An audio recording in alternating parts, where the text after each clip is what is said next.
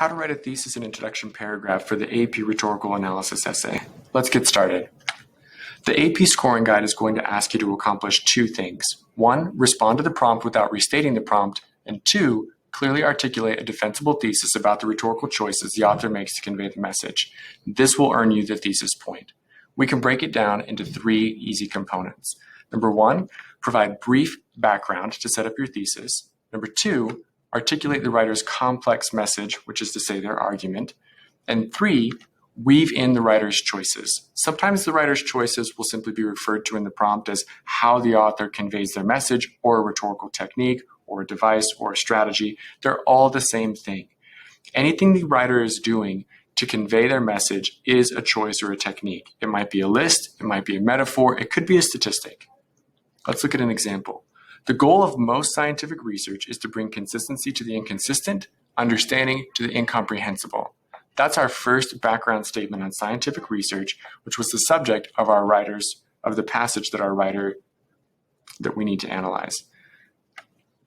John Barry argues through metaphor and example that scientific research not only makes our world a better place, but that it's an adventurous process that isn't for the faint-hearted. Here I have two components of the argument. One, scientific research makes our world a better place.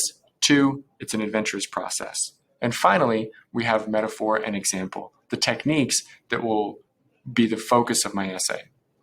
That's it. Provide brief background, articulate the writer's complex message, and weave in the writer's choices. Here are a couple of tips. If your background is more than one sentence, there's a good chance you're trying to give too much context and explain too much rather than simply set up your thesis statement. Something that is 2-3 sentences should be condensed into one sentence. Tip number 2. Verbs and transitions can improve your style. Students generally over-rely on verbs like tells, says, stated, use, and those can be swapped out for something a bit more precise or that adds a little bit more personality. Tells can become wishes to remind. Using ironic humor changes to with a bit of ironic humor. Using a list through his use of listing, and Hazlitt says into Hazlitt shares his opinion. Number 3, if you categorize your choices, that'll give you an open thesis statement. Listing your choices will give you a closed thesis statement. In this example, the forceful tone and repeating his plan for the march in spite of the 4-1 government opposition, those are two categories because I have multiple and different techniques that will help create that forceful tone and multiple and different techniques that show that repetition.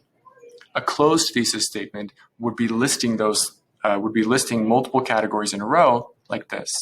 By describing the British control of the Indian commerce as greedy and misguided, clearly asserting the peaceful nature of the protest, and offering to negotiate with Viceroy Lord Irwin, Gandhi makes the case that his nonviolent protests stand up for the good of mankind against the tyranny of the British. And that would be a closed thesis statement.